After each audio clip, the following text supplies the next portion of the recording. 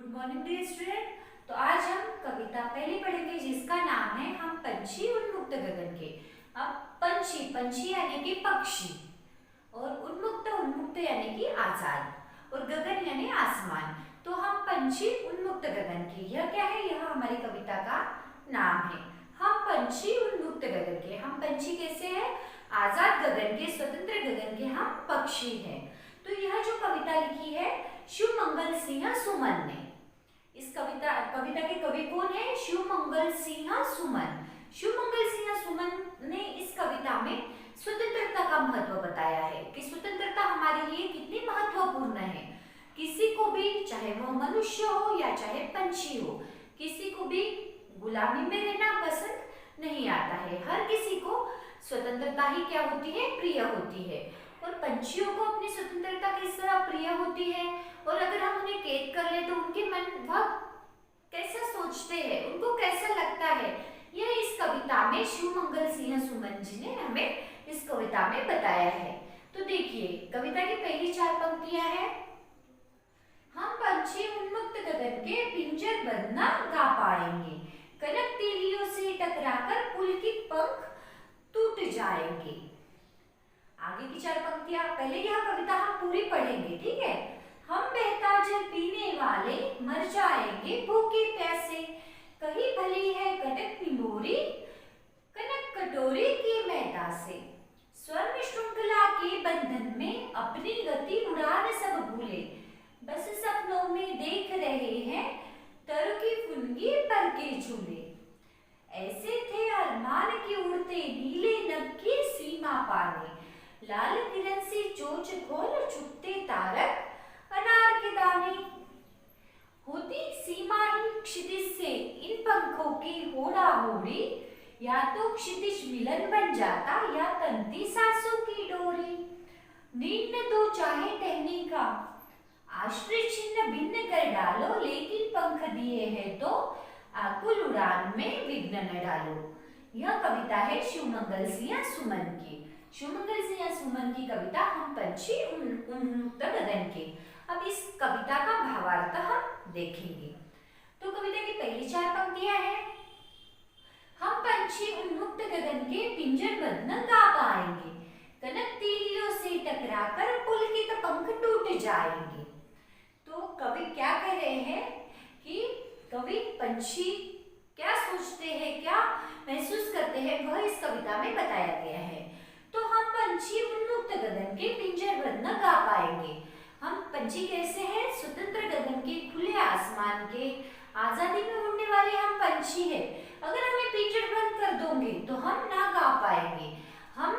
अगर हम पिंजरे में आप हमें बंद कर दो तो हम गा पाएंगे क्या? नहीं, हम गा पाएंगे। इसका मतलब कि हम खुशी से नहीं रह पाएंगे। हम पंछी उन्मुक्त गगन के पिंजर बंद न गा पाएंगे, कनक तीलियों से टकराकर पुलकित पंख टूट जाएंगे। कनक, कनक यानी कि सोना। कनक तीलियों से टकराकर पुलकित पंख टूट जाएंगे। ये जो अगर सोने की भी तिलियां है, अगर सोने के भी पिंजरे में आप हमें बंद करके रखो तो हम गा नहीं पाएंगे, हम खुशी से नहीं रह पाएंगे।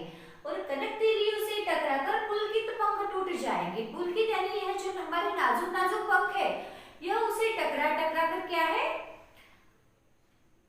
टूट जाएंगे। कनक तीलियों से टकराकर पुलकित पंख टूट जाएंगे। हमारे ये जो नाजुक पंख है, अगर आप हमें पिंजरे में बंद कर दो, चाहे वह सोने का क्यों ना हो, उसमें हमारे पंख क्या है? टूट जाएंगे और हम उसमें गा भी नहीं पाएंगे, यानी कि हम अच्छे से खुशी से उसमें रह भी नहीं पाएंगे। हम बहता जल पीने वाले मर जाएंगे भूखे प्यासे, कहीं भली है कटुक निबोरी कनक कटोरी की मैदा से। कवि आगे की पंक्तियों में क्या कह रहे हैं कि हम बहता जल पीने वाले मर जाएंगे भूखे प्यासे। हम बहता जल पीने वाले हैं। बहता जल पीने वाले हैं, खुले आसमान में उड़ने वाले, आजादी में रहने वाले हम पंछी है। जो नदियों का बहता जल है वह हम पीते हैं। और अगर आप हमें पिंजर बंद कर दोगे, कैद कर दोगे तो हम मर जाएंगे भूखे प्यासे। हम भूखे प्यासे मर जाएंगे। कहीं भली है कटुक निबोरी कनक कटोरी की मैदा से। कटुक निबोरी, जो निबोरी होती है वह कैसी होती है? बहुत कड़वी होती है। पर पंछी क्या कह रहे हैं? कहीं भली है कटुक निबोरी कनक कटोरी की मैदा से। यह जो कड़वी निंबोरी है यह कहीं बली है, मतलब बहुत ही अच्छी है कनक कटोरी की मैदा से। ये जो कनक कटोरी है, जो तुम हमें सोने की कटोरी में भी कुछ खाने के लिए दोगे तो उससे क्या है, वह हमारे लिए कड़वी निंबोरी भी बहुत अच्छी है। हम अगर आजादी में कड़वी निंबोरी भी खा रहे हैं तो वह हमें पसंद है, लेकिन अब कैद में रहकर हमें सोने की कटोरी में भी आप मैदे का कुछ दे दो तो वह हमें पसंद नहीं आएगा। आगे की 4 पंक्तियां। स्वर्ण श्रृंखला के बंधन में अपनी गति उड़ान सब भूले, बस सपनों में देख रहे हैं तरु की फुनगी पर के झूले। कवि क्या कहते हैं, स्वर्ण श्रृंखला के बंधन में अपनी गति उड़ान सब भूले। यह जो स्वर्ण, स्वर्ण यानी सोना, यह जो सोने के पिंजरे में तुमने हमें बंद करके रखा है तो हम अपनी गति उड़ान सब कुछ भूल गए हैं। हम किस तरह से उड़ान भरते हैं, किस तरह से खुले आसमान में उड़ते हैं, यह सब कुछ हम भूल गए हैं, क्योंकि तुमने हमें स्वर्ण की श्रृंखला में क्या करके रखा है, बंद करके रखा है। स्वर्ण श्रृंखला के बंधन में अपनी गति उड़ान सब भूले, बस सपनों में देख रहे हैं तरु की फुनगी पर के झूले। अब फुनगी, फुनगी यानी कि जो पेड़ के ऊपर का सबसे भाग होता है, जो एकदम कोई नया पत्ता आता है तो उस जगह को हम फुनगी कह सकते हैं। ठीक है, बस सपनों में देख रहे हैं तरु की फुनगी पर के झूले। तुमने हमें कैद करके रखा है, हम अपनी उड़ान सब कुछ भूल गए हैं। सिर्फ हम सपनों में जो हम तरु की फुनगी पर बैठकर जो उड़ान भरते थे वह सिर्फ अब हम सपनों में ही देख पा रहे हैं। ऐसे थे अरमान के उड़ते नीले नभ की सीमा पाने, लाल किरण से चोंच खोल चुगते तारक अनार के दाने। पंछी क्या कहते थे, ऐसे थे अरमान के उड़ते, अरमान यानी इच्छा, आकांक्षा, जो इच्छा होती है वो क्या थी हमारी इच्छा। ऐसे थे अरमान के उड़ते नीले नभ की सीमा पाने, नीले नभ की सीमा पाने हम क्या करते थे, उड़ते थे, मतलब बहुत ऊंची उड़ान हम भरते। लाल किरण से चोंच खोल चुगते तारक अनार के दाने। और यह जो हमारी चोंच है जो लाल किरण की जैसी है, इस चोंच को खोलकर हम चुगते तारक अनार के दाने, हम तारों के दाने क्या करते थे, चुगते थे। यह क्या है, कवि बता रहे हैं कि पंछियों की क्या इच्छा है। ऐसे थे अरमान के उड़ते नीले नभ की सीमा पाने, बहुत ऊंचे आकाश में उड़कर लाल किरण से चोंच खोल चुगते तारक अनार के दाने, जो कि अनार के दाने हैं वह तारों के जैसे हमारी किरण से जो लाल चोंच है वह खोलकर हम क्या करते थे, चुगते थे। अब आगे की पंक्तियां देखिए। होती सीमाहीन क्षितिज से इन पंखों की होड़ा होड़ी, या तो क्षितिज मिलन बन जाता या तंती सासों की डोरी। होती सीमाहीन, सीमाहीन इसका मतलब है कि किसी की जिसकी कोई सीमा न हो। ठीक है, होती सीमाहीन क्षितिज से इन पंखों की होड़ा होड़ी। क्षितिज, क्षितिज यानी आपको पता है, अगर हम कहीं पर अगर खड़े होकर ऐसे दूर देखते हैं जहां पर हमें आसमान और धरती एक दिखाई देती है, ऐसे लगता है यहाँ पर आप आसमान और धरती क्या है, एक हो चुकी है, उस जगह को क्षितिज कहते हैं। और वैसा कोई भाग होता है कि नहीं, हम जैसे जैसे आगे जाए हमें वहां क्षितिज और दूर नजर आता है, तो इसकी कोई सीमा नहीं होती, इसलिए कहते हैं कि होती सीमाहीन क्षितिज से इन पंखों की होड़ा होड़ी, या तो क्षितिज मिलन बन जाता या तंती सासों की डोरी।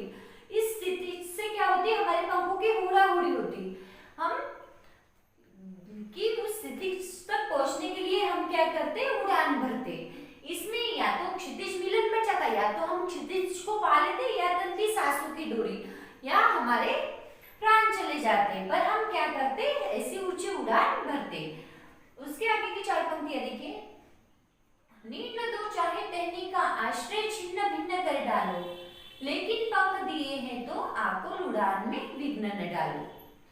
क्या कहते हैं पंछी, नीड न दो चाहे टहनी का आश्रय छिन्न भिन्न कर डालो। नीड यानी घोंसला, नीड न दो चाहे टहनी का आश्रय छिन्न भिन्न कर डालो। तुम हमारा जो आश्रय है वह भी तुम छिन्न भिन्न कर डालो, वह भी तुम मिटा दो, लेकिन पंख दिए हैं तो आकुल उड़ान में विघ्न न डालो। ईश्वर ने जब हमें पंख दिए हैं तो तुम हमारी इस उड़ान में विघ्न न डालो। हमें ईश्वर ने क्या दिए हैं? पंख दिए हैं, उड़ान भरने के लिए हमें पंख दिए हैं। इसमें तुम विघ्न न डालो, लेकिन पंख दिए हैं तो आगे उड़ान में विघ्न न डालो। इस तरह से पंछी किस तरह से स्वतंत्र रहने में उन्हें ज्यादा खुशी महसूस होती है, और हम अगर उन्हें कैद कर रखें तो उन्हें किस तरह से महसूस होता है, यह सभी बातें इस कविता में बताई गई है। यह कविता शिवमंगल सिंह सुमन की लिखी हुई है। तो यहाँ पर हमारे इस कविता का जो भावार्थ है यह पूरा होता है। अब इस कविता के प्रश्नोत्तर हम देखेंगे, ठीक है? तो देखिए प्रश्न अभ्यास। कविता से हर तरह की सुख सुविधाएं पाकर भी पक्षी पिंजरे में बंद क्यों नहीं रहना चाहते? हर तरह की सुख सुविधाएं पाकर भी पक्षी पिंजरे में बंद क्यों नहीं रहना चाहते? तो इसका जवाब है, पक्षी के पास वो सारी सुख सुविधा है जो उनके जीवन के लिए आवश्यक है, परंतु वह स्वतंत्रता नहीं है जो उन्हें प्रिय है। वे इस खुले आकाश में आज़ादी पूर्वक उड़ना चाहते हैं। इस प्रकार की उड़ान उनमें नई उमंग प्रसन्नता भर देती है जो पिंजरे की सुख सुविधाएं नहीं दे सकती। इसीलिए हर तरह की सुख सुविधाएं पाकर भी पक्षी पिंजरे में बंद नहीं रहना चाहते हैं। प्रश्न 2 है, पक्षी उन्मुक्त रहकर अपनी कौन कौन सी इच्छाएं पूरी करना चाहते हैं? तो इसका जवाब है, पंछी उन्मुक्त रहकर जंगल की कड़वी निंबोरी खाना चाहते हैं, प्रकृति के सुंदर रूप का आनंद लेना चाहते हैं, खुले नीले आकाश में उन्मुक्त उड़ना चाहते हैं, वे नदियों का शीतल जल पीना चाहते हैं, वे तो क्षितिज के अंत तक उड़कर जाना चाहते हैं। इसके लिए उनको अपने प्राणों की भी चिंता नहीं है। इस तरह से पक्षी उन्मुक्त रहकर अपने यह जो सभी इच्छाएं हैं यह पूरी करना चाहते हैं। उसके बाद प्रश्न 3 है, भाव स्पष्ट कीजिए। देखिए, या तो क्षितिज मिलन बन जाता या तंती 700 की डोरी। अब इसका अर्थ क्या है, हमें इसका भाव स्पष्ट करना है। तो इसका जवाब है, क्षितिज का अर्थ है जहाँ धरती आकाश मिलते हैं और पक्षी क्षितिज के अंत तक जाने की लालसा रखते हैं। फिर चाहे उन्हें किसी भी स्थिति का सामना करना पड़े, वो चाहते हैं या तो आज वह क्षितिज का अंतिम छोर ही प्राप्त कर ले, अन्यथा अपने प्राणों को न्यौछावर कर दे। इस तरह से या तो क्षितिज मिलन बन जाता या तंती 700 की डोरी। इस पंक्ति का क्या है, भावार्थ है। उसके बाद है, बहुत से लोग पक्षी पालते हैं, पक्षियों को पालना उचित है अथवा नहीं? अपना विचार लिखिए। अब देखिए, पक्षियों को पालना उचित है या नहीं, इस पर आपको अपने विचार लिखना है। आप यह मन से इसका जवाब लिख सकते हैं, पर देखिए, मेरे अनुसार पक्षियों को पालना बिल्कुल भी उचित नहीं है, क्योंकि ईश्वर ने उन्हें उड़ने के लिए पंख दिए हैं, तो हमें उन्हें बंधन में रखना सर्वथा अनुचित है। अपनी इच्छा से ऊंची से ऊंची उड़ान भरना, पेड़ों पर घोंसले बनाकर रहना, नदी झरनों का जल पीना, फल फूल खाना ही उनकी स्वाभाविक पशु प्रवृत्ति है। आप किसी को भी कितना ही सुखी रखने का प्रयास करें, परंतु उसके स्वाभाविक परिवेश से अलग करना अनुचित ही माना जाएगा। इसीलिए पक्षियों को पालना क्या है, अनुचित होता है। ठीक है। उसके बाद है, क्या आपने या आपकी जानकारी में किसी ने कभी कोई पक्षी पाला, उसकी देखरेख किस प्रकार की जाती होंगी, यह लिखना है। अगर आपने या आपके जानकारी में किसी ने कोई पक्षी पाला होगा तो उसकी देखरेख हम किस प्रकार करते हैं, उसकी देखरेख किस प्रकार की जाती है, इसके बारे में आपको जानकारी लिखनी है। तो इसका जवाब आपको मन से लिखना है कि हम उसकी देखरेख किस प्रकार कर सकते हैं। ठीक है। तो उसके बाद है अनुमान और कल्पना। अनुमान और कल्पना कर आपको इस दोनों प्रश्नों के जवाब लिखना है। तो पहला है, क्या आपको लगता है कि मानव की वर्तमान जीवन शैली और शहरीकरण से जुड़ी योजनाएं पक्षियों के लिए घातक है? यह जो योजनाएं हैं यह पक्षियों के लिए घातक है, यह आपको लगता है? इसके बारे में आपको जानकारी लिखनी है। पक्षियों से रहित वातावरण में अनेक समस्याएं उत्पन्न हो सकती है। अगर हम पक्षियों रहित वातावरण के बारे में सोचे भी तो उसमें क्या है, बहुत सी समस्याएं उत्पन्न हो सकती है। इन समस्याओं से बचने के लिए हमें क्या करना चाहिए? उक्त विषय पर वाद विवाद प्रतियोगिता का आयोजन कीजिए। तो यह क्या है, एक एक्टिविटी के इसमें बताया गया है कि वर्तमान जीवन शैली और शहरीकरण से क्या हो रहा है कि यह जो योजनाएं हैं यह पक्षियों के लिए घातक होती जा रही है। तो और पक्षी, अगर इन पक्षियों के बगैर हम पक्षियों के बिना वातावरण के बारे में सोचे तो उसमें कितनी समस्याएं उत्पन्न हो सकती है। इस पर वाद विवाद प्रतियोगिता का आयोजन कीजिए। तो ठीक है, यह प्रश्न आपको नहीं लिखना है। उसके बाद है, यदि आपके घर के किसी स्थान पर किसी पक्षी ने अपना आवास बनाया है, अपना घोंसला बनाया है और किसी कारणवश आपको अपना घर बदलना पड़ रहा है, तो आप उस पक्षी के लिए किस तरह के प्रबंध करना आवश्यक समझेंगे? लिखिए।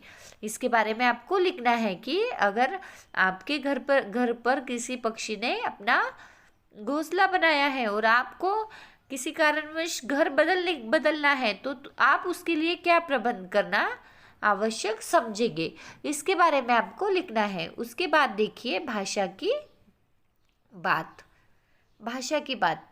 भाषा की बात में पहला है स्वर्ण श्रृंखला और लाल किरण सी में रेखांकित शब्द गुणवाचक विशेषण है। कविता से ढूंढकर इस प्रकार के 3 और उदाहरण लिखिए। ठीक है, अब देखिए विशेषण जो शब्द नाम की विशेषता बताते हैं उसे हम विशेषण कहते हैं। तो यहाँ पर यह गुण विशेषण का उदाहरण यहाँ पर दिया गया है। विशेषण के बारे में हम ग्रामर के इसमें व्याकरण की हिंदी व्याकरण में पूरा अच्छे से देखेंगे कि विशेषण किसे कहते हैं और विशेषण के भेद। ठीक है, पर अब यहाँ पर गुण विशेषण बताया है। गुण विशेषण जैसे स्वर्ण श्रृंखला और लाल किला, इसके बारे में क्या है, यह क्या दर्शा रहे हैं, गुण विशेषण दर्शा रहे हैं रेखांकित शब्द। तो ऐसे ही गुण विशेषण वाचक शब्द कविता से ढूंढकर लिखना है। ठीक है, ऐसे ही 3 उदाहरण और लिखना है। तो देखिए, पुलकित पंख, कटुक निंबोरी और कनक कटोरी, यह 3 उदाहरण इस गुण विशेषण के इस कविता में दिए गए हैं। पंख कैसे है, पुलकित है, नाजुक है, यह क्या है, पंखों का गुण हो गया। कटुक निंबोरी क्या है, संज्ञा शब्द है और उसके बारे में उसका गुण बता रहा है। निंबोरी खाने में कैसी है, कटुक है, तो यह क्या हो जाते हैं, गुण विशेषण हो जाते हैं।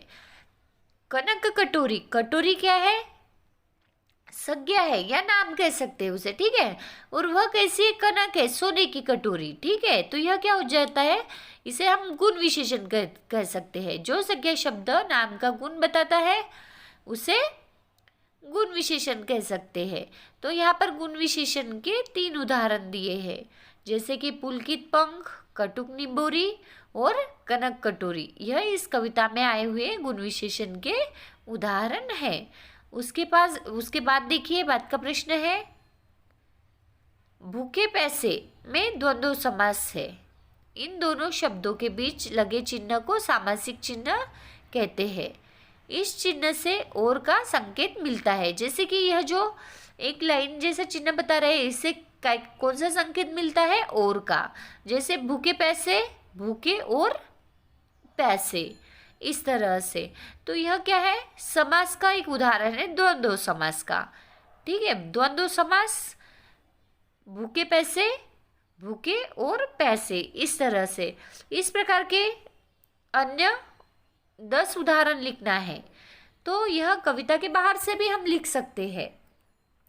ठीक है, जैसे भूखे पैसे, दिन रात, सुबह शाम, तो इसमें दिन और रात, सुबह शाम, सुबह और शाम, खाना पीना, खाना और पीना, इस तरह से यह क्या हो गए, द्वंद्व समास के कुछ उदाहरण हो गए।